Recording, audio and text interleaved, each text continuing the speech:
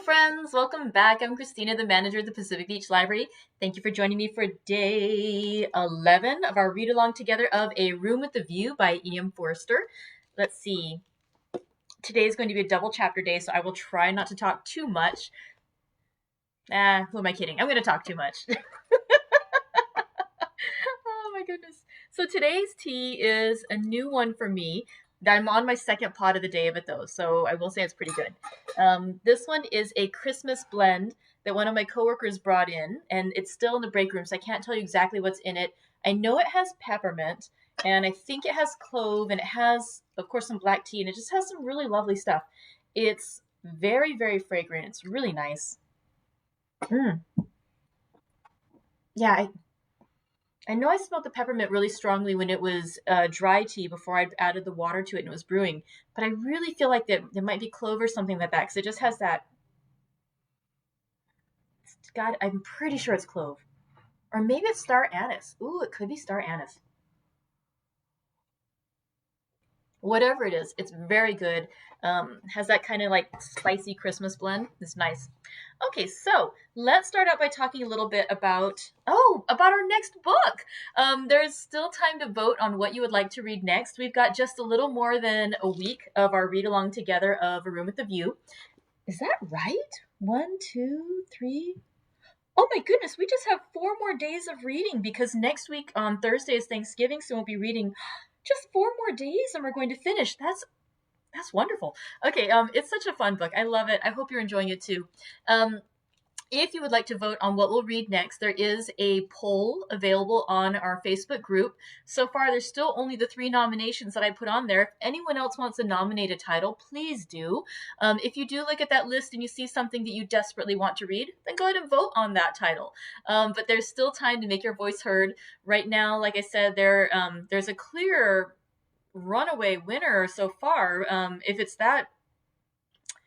it's that much of a gap, then we might just choose the top pick if it's that obvious what the preference is. But if it's looking at all close, we'll go ahead and do a random drawing on Tuesday the 24th, and we'll see what book we read next. So that's when we'll officially announce what book we'll read next. So again, please go ahead and nominate what you would like to follow A Room with a View.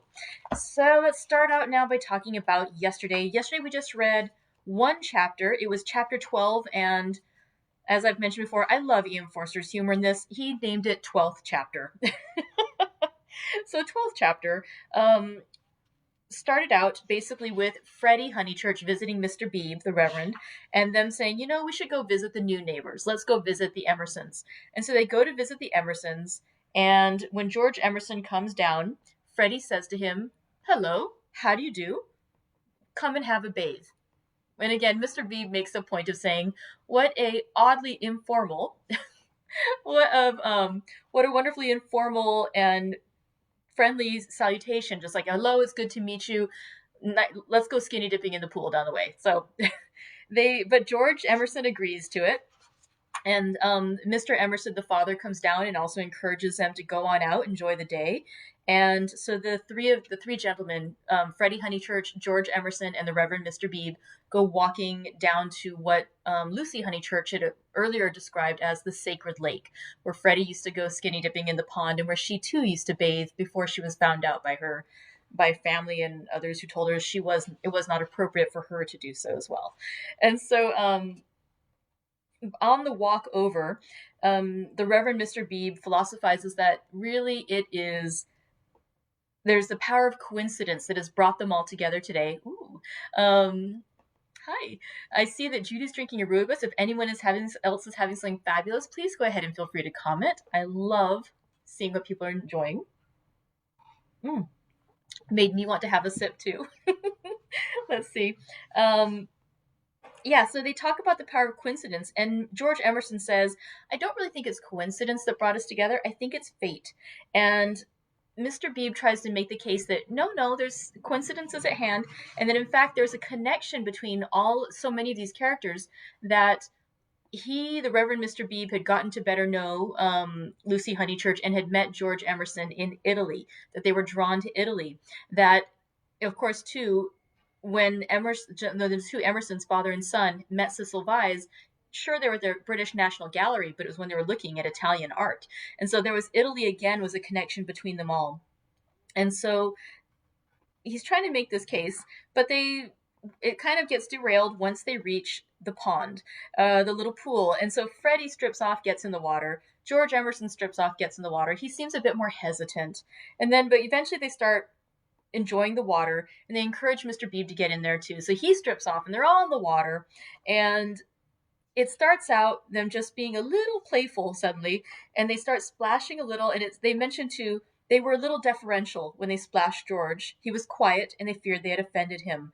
But then suddenly youth bursts out. He starts smiling, laughing, splashing them, and eventually they're all playing in this little pool that normally would be a tiny little puddle, but because of the rain it has swelled up, and it's perfect. It's a perfect little afternoon. And so they're playing, they're having fun, they're running around, they're tossing the clothes around. And eventually, as the young gentlemen are running around the pond, Mr. Beebe hears voices, and he observes that ladies are coming. And in fact, specifically, it is the two Honeychurches, Lucy Honeychurch and her mother, Mrs. Honeychurch, accompanied by Cecil Vyse. And so it's just funny. I love, too, the line of Mrs. Honeychurch saying, "Oh, look," and then realizing that she's referring to the three naked gentlemen, including their pastor, the Reverend Mr. Beebe, and saying, "Oh, no, don't look." Oh my gosh, it's just really funny. And once again, as I say almost every time, if you've seen the film, The Merchant Diary, it's a wonderfully hilarious scene. It's very sweet, but it's also just so absurd.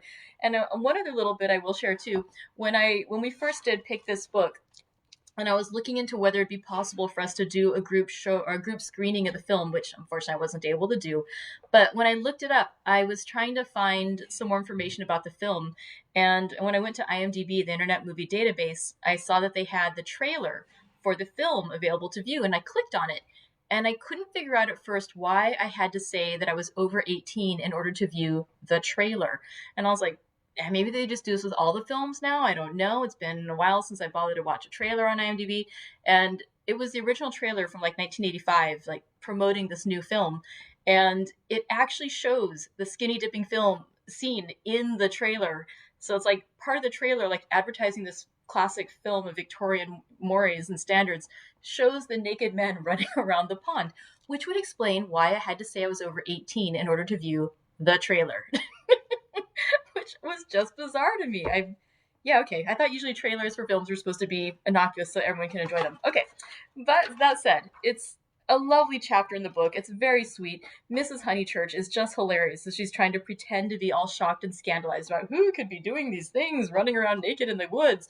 And then she recognizes her son and is like, "Why are you here? Why couldn't you just use the bath at home? You have hot and cold water." It's just great. Also, and interestingly enough, there's a little bit in there where George Emerson, who initially had been all in his all together when they initially spotted him, he then comes back out where he considers himself dressed. But of course, again, by the standards of society, he is not properly dressed. He's barefoot, bare-chested, but radiant and personable against the shadowy woods. And he calls out, "Hello, Miss Honeychurch, hello." And her mother tells Lucy, "You should bow to him." And so she bows. The two of them bow to George Emerson, and that concludes that chapter. And the Forster writes that by the following day, the pool had shrunk to its old size and lost its glory, but it had been a call to the blood and to the relaxed will. And it was a momentary chalice for youth. And so this bit of joy and innocence in there. So that's where that chapter concluded. And now today we're actually going to read two shorter chapters, chapters 13 and 14. And the chapter 13 is entitled, "How Miss Bartlett's Boiler Was So Tiresome." Let's see. How often had Lucy rehearsed this bow, this interview? But she had always rehearsed them indoors and with certain accessories, which surely we have a right to assume. Who could foretell that she and George would meet in the rout of a civilization, amidst an army of coats and collars and boots that lay wounded over the sunlit earth? She had imagined a young Mr. Emerson who might be shy, or morbid, or indifferent, or furtively impudent. She was prepared for all of these. But she had never imagined one who would be happy and greet her with the shout of the morning star. Indoors herself, partaking of tea with old Mrs. Butterworth, she reflected that it is impossible to foretell the future with any degree of accuracy, that it is impossible to rehearse life. A fault in the scenery, a face in the audience, an irruption of the audience onto the stage, and all our carefully planned gestures mean nothing, or mean too much. I will bow, she had thought. I will not shake hands with him. That will be just the proper thing. She had bowed, but to whom? To gods? To heroes? To the nonsense of schoolgirls? She had bowed across the rubbish that cumbers the world. So ran her thoughts while her faculties were busy with Cecil. It was another of those dreadful engagement calls. Mrs. Butterworth had wanted to see him, and he did not want to be seen. He did not want to hear about hydrangeas, why they changed their color at the seaside. He did not want to join the COS.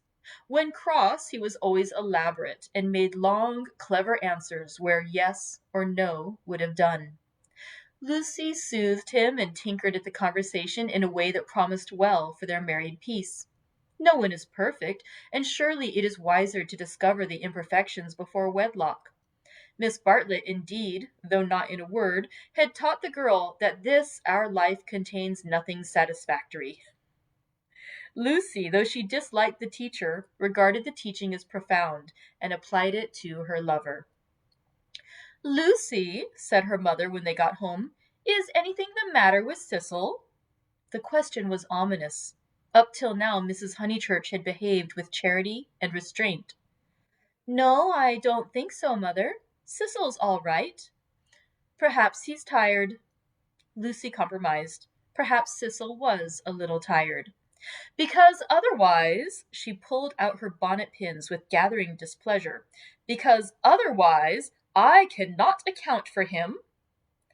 "I do think Mrs. Butterworth is rather tiresome, if you mean that." "Cecil has told you to think so. You were devoted to her as a little girl, and nothing will describe her goodness to you through the typhoid fever. No, it is just the same thing everywhere." "Let me put your bonnet away, may I?" Surely he could answer her civilly for 1/2 hour? "Cecil has a very high standard for people," faltered Lucy, seeing trouble ahead. "It's part of his ideals. It is really that makes him sometimes seem—" "Oh, rubbish! If high ideals make a young man rude, the sooner he gets rid of them, the better," said Mrs. Honeychurch, handing her the bonnet. "Now, mother, I've seen you cross with Mrs. Butterworth yourself." "Not in that way. At times I could wring her neck, but not in that way. No, it is the same with Cecil all over." By the by, I never told you I had a letter from Charlotte while I was away in London." This attempt to divert the conversation was too puerile, and Mrs. Honeychurch resented it. "Since Cecil came back from London, nothing appears to please him. Whenever I speak, he winces. I see him, Lucy. It is useless to contradict me. No doubt I am neither artistic, nor literary, nor intellectual, nor musical, but I cannot help the drawing-room furniture. Your father bought it, and we must put up with it, will Cecil kindly remember."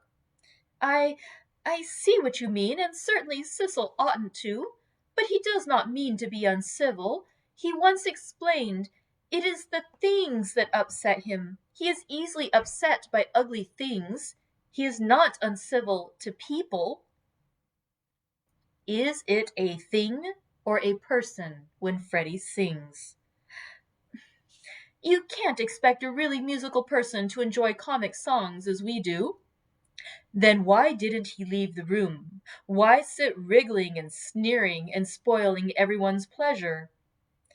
"We mustn't be unjust to people," faltered Lucy. Something that enfeebled her, and the case for Cecil, which she had mastered so perfectly in London, would not come forth in an effective form. The two civilizations had clashed. Cecil hinted that they might, and she was dazzled and bewildered, as though the radiance that lies behind all civilization had blinded her eyes.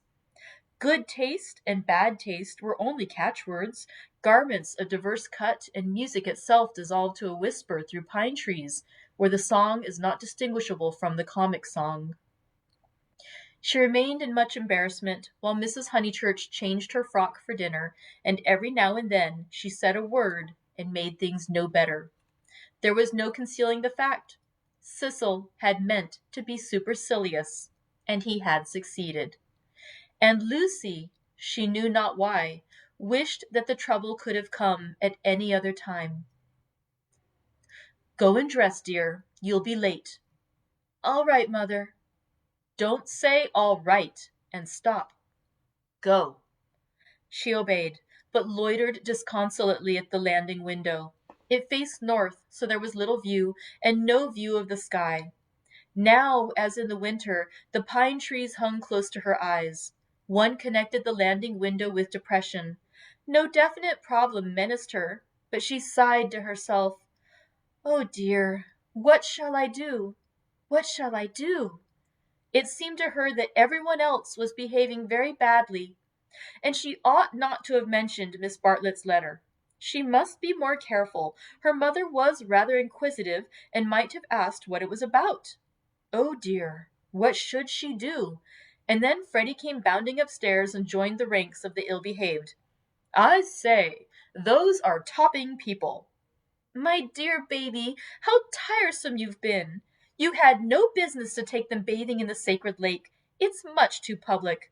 It was all right for you, but most awkward for everyone else. Do be more careful. You forget the place is growing half suburban." "I say, is anything on tomorrow week?" "Not that I know of." "Then I want to ask the Emersons up to Sunday tennis." "Oh, I wouldn't do that, Freddie. I wouldn't do that with all this muddle." "What's wrong with the court? They won't mind a bump or two, and I've ordered new balls." "I mean, it's better not. I really mean it." He seized her by the elbows and humorously danced her up and down the passage. She pretended not to mind, but she could have screamed with temper. Cecil glanced at them as he proceeded to his toilette, and they impeded Mary with her brood of hot water cans. Then Mrs. Honeychurch opened her door and said, "Lucy, what a noise you're making! I have something to say to you. Did you say you had had a letter from Charlotte?" And Freddie ran away. "Yes, I really can't stop. I must dress too." "How's Charlotte?" "All right." "Lucy!" The unfortunate girl returned. "You've a bad habit of hurrying away in the middle of one's sentences. Did Charlotte mention her boiler?" "Her what?" "Don't you remember that her boiler was to be had out in October, and her bath cistern cleaned out, and all kinds of terrible to-doings?" "I can't remember all Charlotte's worries," said Lucy bitterly. "I shall have enough of my own now that you are not pleased with Cecil." Mrs. Honeychurch might have flamed out. She did not. She said, "Come here, old lady. Thank you for putting away my bonnet. Kiss me." And though nothing is perfect, Lucy felt for the moment that her mother and Windy Corner and the Weald in the declining sun were perfect. So the grittiness went out of life. It generally did at Windy Corner. At the last minute, when the social machine was clogged hopelessly, one member or other of the family poured in a drop of oil. Cecil despised their methods, perhaps rightly. At all events, they were not his own. Dinner was at 7:30. Freddie gabbled a grace, and they drew up their heavy chairs and fell to. Fortunately, the men were hungry. Nothing untoward occurred until the pudding. Then Freddie said, "Lucy, what's Emerson like?" "I saw him in Florence," said Lucy, hoping that this would pass for a reply. "Is he the clever sort, or is he a decent chap?" "Ask Cecil. It is Cecil who brought him here." "He is the clever sort, like myself," said Cecil. Freddie looked at him doubtfully. "How well did you know them at the Bertolini?" asked Mrs. Honeychurch. "Oh, very slightly. I mean, Charlotte knew them even less than I did." "Oh, that reminds me. You never told me what Charlotte said in her letter." "One thing and another," said Lucy, wondering whether she would get through the meal without a lie. "Among other things, that an awful friend of hers had been bicycling through Summer Street, wondered if she'd come up and see us, and mercifully didn't." Lucy, I do call the way you talk unkind. She was a novelist, said Lucy craftily. The remark was a happy one, for nothing roused Mrs. Honeychurch so much as literature in the hands of females. She would abandon every topic to inveigh against those women who, instead of minding their houses and their children, seek notoriety by print. Her attitude was, if books must be written, let them be written by men. And she developed it at great length, while Cecil yawned and Freddie played it this year, next year, now, never, with his plumstones, and Lucy artfully fed the flames of her mother's wrath. But soon the conflagration died down, and the ghosts began to gather in the darkness. There were too many ghosts about. The original ghost, that touch of lips on her cheek, had surely been laid long ago. It could be nothing to her that a man had kissed her on a mountain once. But it had begotten a spectral family. Mr. Harris, Miss Bartlett's letter, Mr. Beebe's memories of Violet, and one or other of these was bound to haunt her before Cecil's very eyes. It was Miss Bartlett who returned now, and with appalling vividness. I have been thinking, Lucy, of that letter of Charlotte's. How is she? I tore the thing up. Didn't she say how she was? How does she sound? Cheerful? Oh, yes, I suppose so. No, not very cheerful, I suppose. Then depend upon it, it is the boiler. I know myself how water preys upon one's mind. I would rather anything else, even a misfortune with the meat. Cecil laid his hand over his eyes. So would I, asserted Freddie, backing his mother up, backing up the spirit of her remark rather than the substance. And I have been thinking, she added rather nervously, that we could squeeze Charlotte in here next week and give her a nice holiday while the plumbers at Tunbridge Wells finish. I have not seen poor Charlotte for so long. It was more than her nerves could stand, and yet she could not protest violently after her mother's goodness to her upstairs. Mother, no, she pleaded. It's impossible. We can't have Charlotte on the top of the other things. We're squeezed to death as it is. Freddie's got a friend coming Tuesday. There's Cecil, and you've promised to take in Minnie Beebe because of the diphtheria scare. It simply can't be done. Nonsense. It can. If Minnie sleeps in the bath, not otherwise.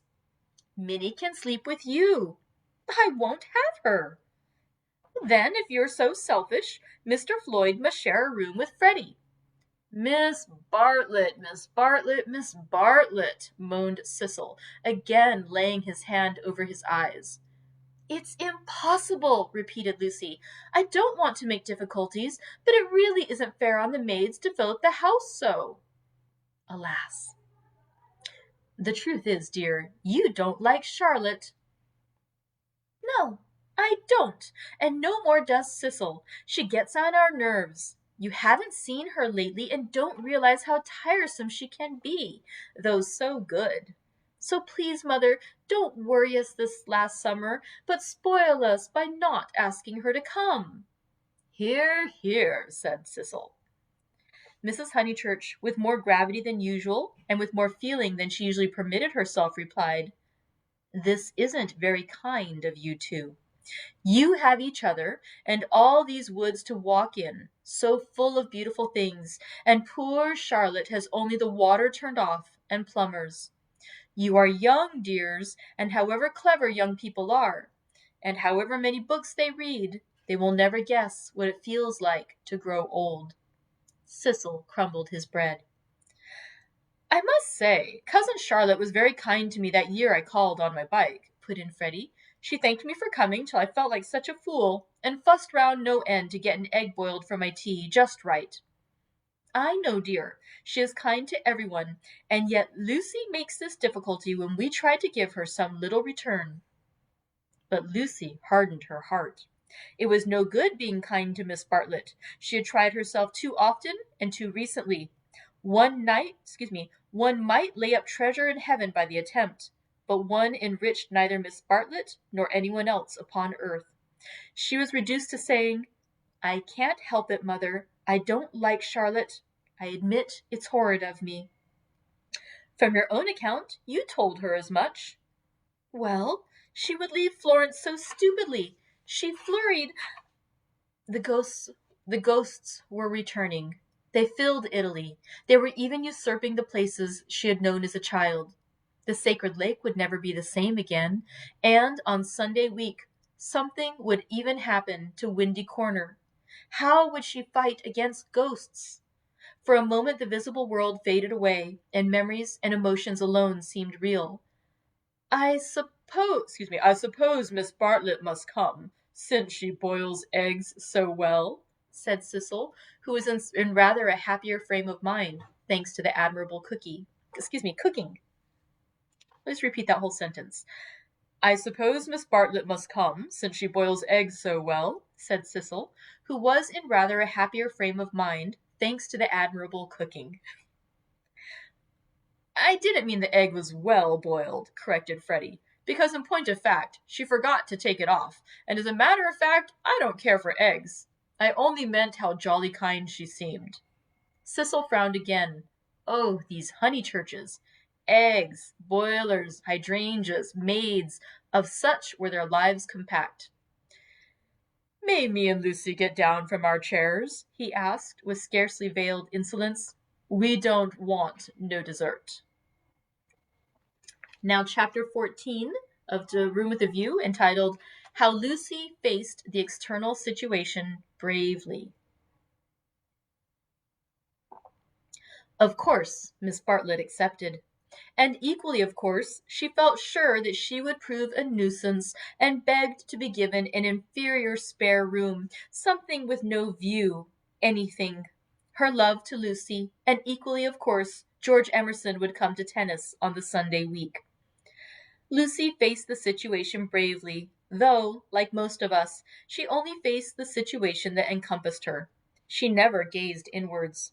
If at times strange images rose from the depths, she put them down to nerves. When Cecil brought the Emersons to Summer Street, it had upset her nerves. Charlotte would burnish up past foolishness, and this might upset her nerves. She was nervous at night. When she talked to George, they met again almost immediately at the rectory.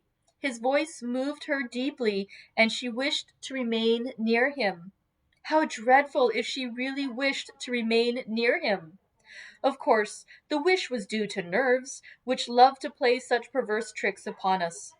Once she had suffered from things that came out of nothing and meant she didn't know what. Now Cecil had explained psychology to her one wet afternoon, and all the troubles of youth in an unknown world could be dismissed. It is obvious enough for the reader to conclude, she loves young Emerson. A reader in Lucy's place would not find it obvious. Life is easy to chronicle, but bewildering to practice, and we welcome nerves or any other shibboleth that will cloak our personal desire. She loved Cecil. George made her nervous. Will the reader explain to her that the phrases should have been reversed? But the external situation. She will face that bravely. The meeting at the rectory had passed off well enough. Standing between Mr. Beebe and Cecil, she had made a few temperate allusions to Italy, and George had replied. She was anxious to show that she was not shy, and was glad that he did not seem shy either. A nice fellow, said Mr. Beebe afterwards. He will work off his crudities in time. I rather mistrust young men who slip into life gracefully. Lucy said, He seems in better spirits. He laughs more. Yes, replied the clergyman, he is waking up. That was all. But as the week wore on, more of her defenses fell, and she entertained an image that had physical beauty. In spite of the clearest directions, Miss Bartlett contrived to bungle her arrival. She was due at the southeastern station at Dorking, whither Mrs. Honeychurch drove to meet her. She arrived at the London and Brighton station, and had to hire a cab up. No one was at home except Freddie and his friend, who had to stop their tennis and to entertain her for a solid hour. Cecil and Lucy turned up at 4 o'clock, and these, with little Minnie Beebe, made a somewhat lugubrious sextet upon the upper lawn for tea. I shall never forgive myself, said Miss Bartlett, who kept on rising from her seat and had to be begged by the United Company to remain. I have upset everything, bursting in on young people, but I insist on paying for my cab up. Grant me that, at any rate." "Our visitors never do such dreadful things," said Lucy, while her brother, in whose memory the boiled egg had already grown unsubstantial, exclaimed in irritable tones, "Just what I've been trying to convince Cousin Charlotte of, Lucy, for the last half hour." "I do not feel myself an ordinary visitor," said Miss Bartlett, and looked at her frayed gloves. "All right, if you'd really rather. 5 shillings," and I gave a bob to the driver. Miss Bartlett looked in her purse. Only sovereigns and pennies. Could anyone give her change? Freddie had half a quid, and his friend had 4 half-crowns. Miss Bartlett accepted their moneys and then said, "But who am I to give the sovereign to?" "Let's leave it all till Mother comes back," suggested Lucy. "No, dear. Your mother may take quite a long drive now that she is not hampered with me. We all have our little foibles, and mine is the prompt settling of accounts." Here Freddie's friend, Mr. Floyd, made the one remark of his that need be quoted. He offered to toss Freddie for Miss Bartlett's quid. A solution seemed in sight, and even Cecil, who had been ostentatiously drinking his tea at the view, felt the eternal attraction of chance, and turned around. But this did not do either. "Please, please, I know I am a sad spoil-sport, but it would make me wretched. I should practically be robbing the one who lost." "Freddie owes me 15 shillings," interposed Cecil, "so it will work out right if you give the pound to me." 15 shillings? said Miss Bartlett dubiously. "How is that, Mr. Vyse?" "Because, don't you see, Freddie paid your cab. Give me the pound, and we shall avoid this deplorable gambling." Miss Bartlett, who was poor at figures, became bewildered and rendered up the sovereign, amidst the suppressed gurgles of the other youths. For a moment Cecil was happy. He was playing at nonsense among his peers. Then he glanced at Lucy, in whose face petty anxieties had marred the smiles. In January he would rescue his Leonardo from the stupefying twaddle. "But I don't see that!" exclaimed Minnie Beebe, who had narrowly watched the iniquitous transaction. "I don't see why Mr. Vyse is to have the quid." "Because of the 15 shillings and the 5, they said solemnly. 15 shillings and 5 shillings make £1, you see." "But I don't see." They tried to stifle her with cake. "No, thank you, I'm done. I don't see why. Freddie, don't poke me. Miss Honeychurch, your brother's hurting me. Ow! What about Mr. Floyd's 10 shillings? Ow! No, I don't see, and I never shall see why Miss What's-her-name shouldn't pay that bob for the driver." "I had forgotten the driver," said Miss Bartlett, reddening. "Thank you, dear, for reminding me. 1 shilling, was it? Can anyone give me change for half-a-crown?" I'll get it, said the young hostess, rising with decision. "Cecil, give me that sovereign." "No, give me up that sovereign. I'll get Euphemia to change it, and we'll start the whole thing again from the beginning." "Lucy, Lucy, what a nuisance I am!" protested Miss Bartlett, and followed her across the lawn. Lucy tripped ahead, simulating hilarity. When they were out of earshot, Miss Bartlett stopped her wails and said quite briskly, "Have you told him about him yet?" "No, I haven't," replied Lucy, and then could have bitten her tongue for understanding so quickly what her cousin meant. "Let me see, a sovereign's worth of silver." She escaped into the kitchen. Miss Bartlett's sudden transitions were too uncanny. It sometimes seemed as if she planned every word she spoke or caused to be spoken, as if all this worry about cabs and change had been a ruse to surprise the soul. "No, I haven't told Cecil or anyone," she remarked when she returned. "I promised you I shouldn't. Here is your money, all shillings except 2 half-crowns. Would you count it? You can settle your debt nicely now." Miss Bartlett was in the drawing-room, gazing at the photograph of St. John ascending, which had been framed. How dreadful, she murmured. How more than dreadful if Mr. Vyse should come to hear of it from some other source. Oh, no, Charlotte, said the girl, entering the battle. George Emerson is all right. And what other source is there? Miss Bartlett considered. For instance, the driver. I saw him looking through the bushes at you. I remember he had a violet between his teeth. Lucy shuddered a little. We shall get the silly affair on our nerves if we aren't careful. How could a Florentine cab driver ever get hold of Cecil? We must think of every possibility. Oh, it's all right. Or perhaps old Mr. Emerson knows. In fact, he is certain to know. I don't care if he does. I was grateful to you for your letter, but even if the news does get round, I think I can trust Cecil to laugh at it. To contradict it? No, to laugh at it. But she knew in her heart that she could not trust him, for he desired her untouched. Very well, dear, you know best. Perhaps gentlemen are different to what they were when I was young. Ladies are certainly different. Now, Charlotte, she struck at her playfully, you kind, anxious thing. What would you have me do? First you say, don't tell, and then you say, tell. Which is it to be? Quick! Miss Bartlett sighed. I am no match for you in conversation, dearest. I blush when I think how I interfered at Florence, and you so well able to look after yourself, and so much cleverer in all ways than I am. He will never forgive me. Shall we go out then? They will smash all the china if we don't, for the air rang with the shrieks of Minnie, who was being scalped with a teaspoon.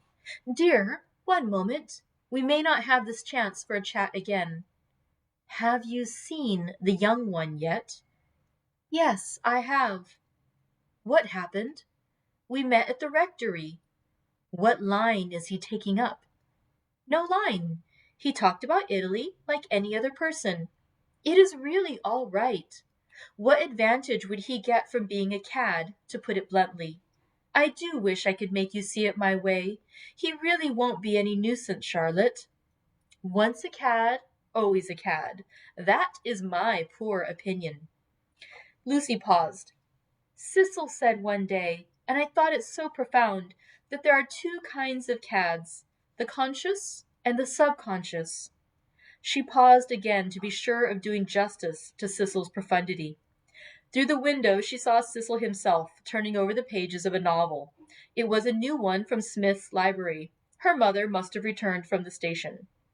Once a cad, always a cad, droned Miss Bartlett. What I mean by subconscious is that Mr. Emerson lost his head. I fell into all those violets, and he was silly and surprised. I don't think we ought to blame him very much. It makes such a difference when you see a person with beautiful things behind him unexpectedly. It really does. It makes an enormous difference. And he lost his head. He doesn't admire me or any of that nonsense, one straw. Freddie rather likes him, and he has asked him up here on Sunday, so you can judge for yourself. He has improved. He doesn't always look as if he's going to burst into tears. He is a clerk in the general manager's office at one of the big railways, not a porter, and runs down to his father for weekends. Papa was to do with journalism, but is rheumatic and has retired. There, now for the garden. She took hold of her guest by the arm. Suppose we don't talk about this silly Italian business any more.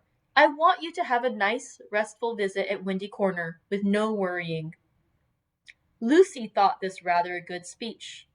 The reader may have detected an unfortunate slip in it. Whether Miss Bartlett detected the slip, one cannot say, for it is impossible to penetrate into the minds of elderly people. She might have spoken further, but they were interrupted by the entrance of her hostess.